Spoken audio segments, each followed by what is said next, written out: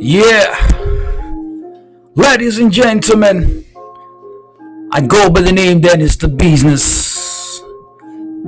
This right here is Black Social TV. Do click subscribe. Do click the bell for notifications. Hey, it feels good to talk about old school. Listen, we're talking about graffiti and hip hop. Yeah. The beats you're listening to in the background are on my own, but I do feel they're non-copyrighted, so I put them in the background just for you. It does not feel good to talk about hip-hop or graffiti without a beat in the background.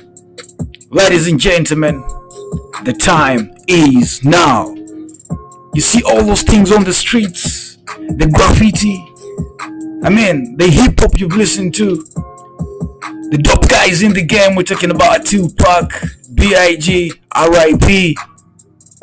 But the guys who are currently right there, you can't talk about hip-hop before you talk about these guys.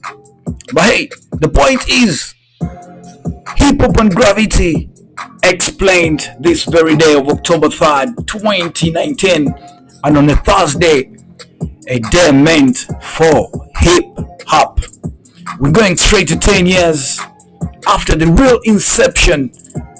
I'm talking about the year 1970, where the graffiti culture started to be linked with hip-hop.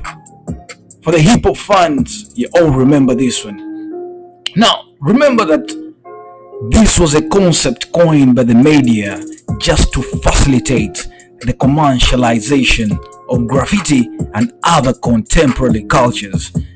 Now, call this artificial ink, and it's still seen in the media, and therefore also in what we call the mainstream view of graffiti.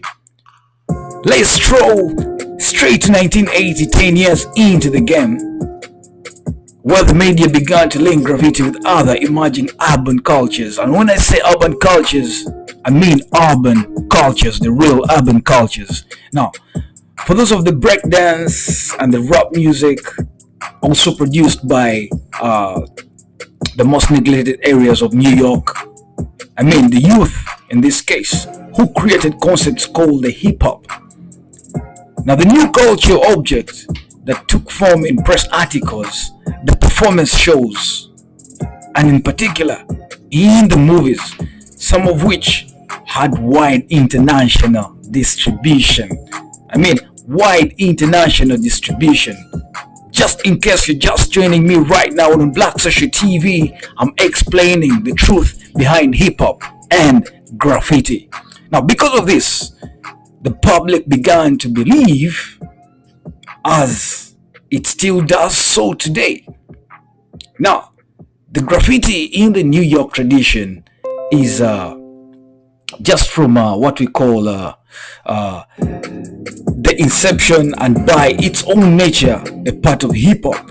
Now, this conception is so widespread that the term hip-hop graffiti is often used to differentiate this type of graffiti from others. However, this link is in fact just a myth. For those of you that did some poetry, know what I'm talking about.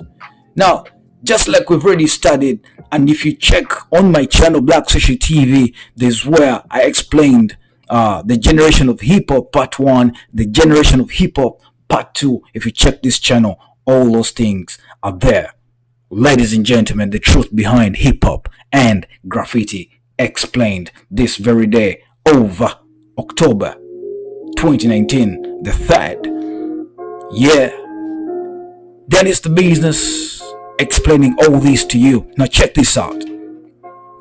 Years before, one would link the rap for the first time in 1980 article back then. But then, an influential journalist back then and the culture critic had already published this 7 years earlier. This guy was too fast at it.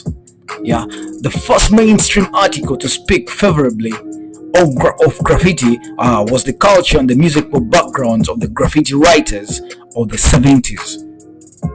And they were diverse in this case, as those of the local youth and is spurned from the rock to the music with ethnic roots.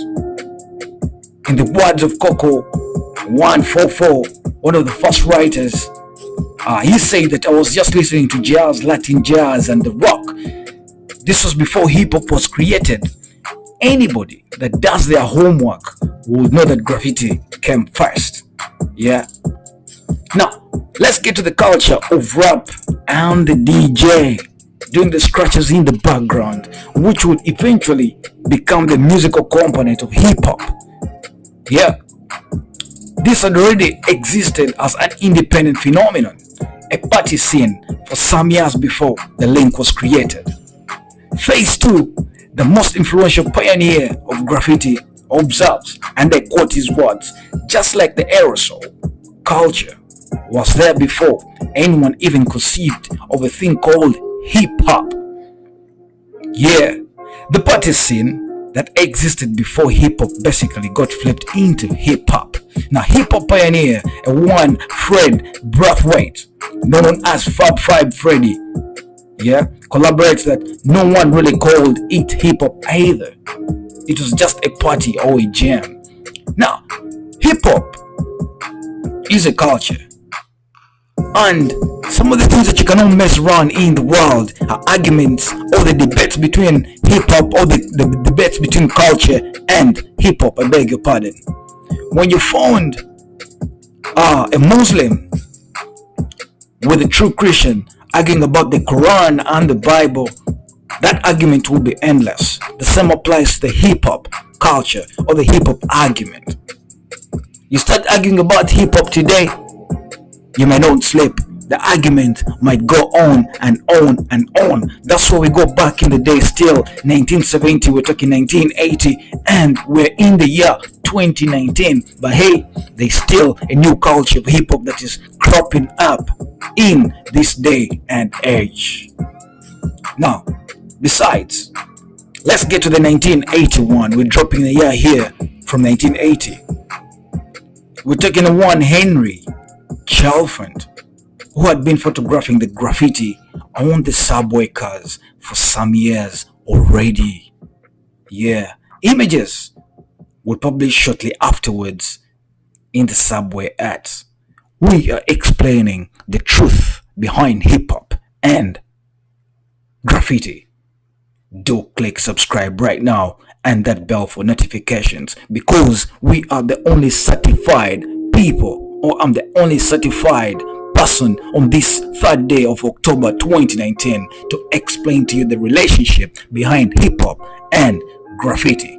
If you wish to say amen, the time is now, because I'm preaching. Now, the piece back then was called Graffiti Rock, in which it was brought together with the graffiti slides, the breakdancers in the form of the Rocksteady crew and the Fab Five Freddy and the other rappers. So this guy here heard about it because a one Matty Martha Cooper had stumbled upon breaking in her search for the interesting stories. So he asked all that kind of stuff to the person, and he had to explain. Now, another important event was the New York City Rap Tour, which in the 1982 brought to London and Paris some of the most prominent rap musicians, the breakdancers and graffiti writers together in a show that was for many Europeans the first contact with these cultures, according to the Phase 2. Now, one of the participants, they went on to France and London, and they influenced the people in a major way, because it was the first time that all the so-called elements of hip-hop were seen under just one umbrella. In addition to that, many of the music videos that exported rap music included scenes of graffiti. We're talking about the most significant of these were the Buffalo Girls, produced by Malcolm McLaren in the year of 1983, which gave the world the chance to see for the first time the live creation of the graffiti piece by the legendary writer Don D. Just in case you don't understand what I'm doing right now. With some hip hop background music, here is the truth behind hip hop and graffiti. Explain. If you haven't clicked subscribe, you're doing a very huge mistake right now. Let's talk about that is a Fab 5 Freddy, I beg your pardon, who was the main instigator of the media best link between the so-called elements of hip-hop. Fab 5 Freddy was raised in Brooklyn by the culturally aware black parents. We're talking about black parents, yes, because Fab 5 Freddy was black. Freddy was both a participant in the subcultures and the fluent in the codes and the context of the dominant culture. Why? Because this enabled him to act as a bridge between the ghetto and the media that was creating the link.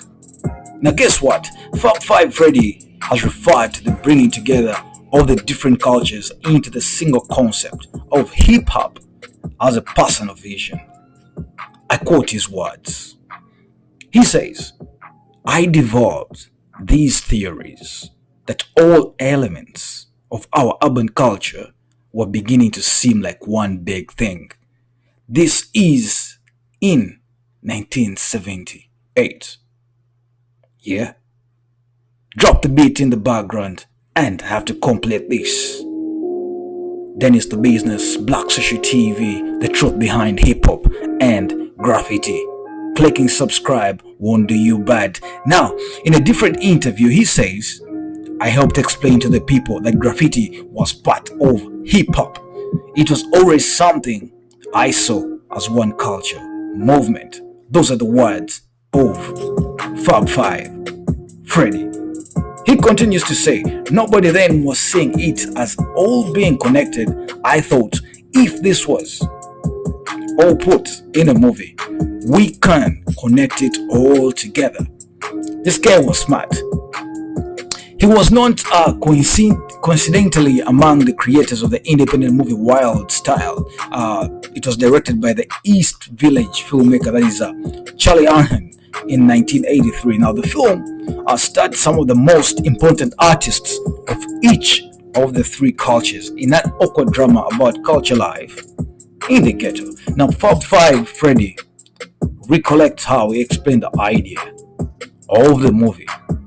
Basically, he says that I was telling him about trap music, DJs, graffiti, and breakdancing, that they were like all one thing in a way, coming from the same place. Now, the same vibe, by nobody then was seeing it as all being connected. I thought, if this was all put in a movie, we can connect it all together with a story to basically show people that it is one thing. Now the less credible but much more widely distributed Beat Street in the year 1984 was a cheap Hollywood product designed just to explain or exploit the commercial appeal of the new phenomena. Now Wild Style and Beat Street were on the one hand the main factors responsible for the conception of hip-hop, and on the other hand the vehicles that were primary for the hip-hop's international dissemination. Yeah. Additionally, the year 1983 had the documentary Style Wars, which was focused on graffiti and served as graffiti's main exporting channel. That included about several minutes of breakdance and a score featuring several rap tracks. What don't you get? Ask me the question in the commentary section and I'll let you know what I mean right here. But hey, this is the truth behind hip-hop and graffiti. Either way, notwithstanding this, in spite of the artificiality of a link that was driven by money and the unrelated to the participant cultures, graffiti and the other components of hip-hop were closed in space and time. Talking about these products of the same culture context and shared some important concepts. Yeah, let me take a sip right here as the beat returns in the background. Then it's the business. Black Social TV, it is the truth behind hip hop and graffiti. This is a culture that will stay for generations and generation. And whichever name is in the hip hop industry, whichever upcoming rapper in the industry has to get the truth behind hip hop and graffiti. Drop the beats. 1, 2, 3. Yeah. Talk about graffiti, rap, and breakdance. They were indeed products of the same reality. That were the preteens, the teenagers, and the young people of the deprived areas of New York, a city undergoing the most difficult years of its recent history. Critics do say it's like, what's the connection between jazz and the abstract expressionism? The answer is they weren't the same people doing hip hop and graffiti, but there was a culture, mental, and spiritual connection. It's not true either way, however, that no one participated in more than one of the cultures. Even influential writers such as Phase 2, they recorded no rap albums and played a role in the evolution of that music genre. Now, but fast forward, there were more significant aspects shared by the three cultures. The most prominent of them would, beyond question, be internal competition, the core mechanism and the engine of all them. This competition, through the artistic skills, the athletic feats, and the displays of tenacity, functioned as a symbolic confrontation that sublimated the real violence of the street gangs. Now, in the city, up to the mid-70s, through this process of sublimation, the emergence of the cultures that would be grouped under the hip-hop label was one of the main factors in the decline of the street gangs. Now, just take a listen here. The tendency to self-glorify and to assume fantastic identities by adopting spectacular aliases is common to them as well. Fab Five Freddy comes back into the story and offers the following description of the idea. He says, let's reinvent ourselves in these fantasy superhero pop culture images. That was a dope line. He says, let's make ourselves these cult characters we dream about. Like, hey, I'm Flash, I'm the fastest, I'm super, so, and so, I'm cool, this, I'm hot, that. Moreover, the three cultures appropriated public space for the artistic expression. Breakdance originated in the streets and parks, the same setting in which the block parties could place. The parties that would eventually give way to the DJ and the rap culture. Finally, it must be noted that the international circulation of the aforementioned media product firmly established the link between graffiti and hip-hop. Yeah, the truth behind hip-hop and graffiti explained right here on Black Social TV. Now, just in case you've been watching in for these 18 minutes and you're not clicking subscribe, that is a huge mistake. Do now before the beat drops back. Yeah, that is the business.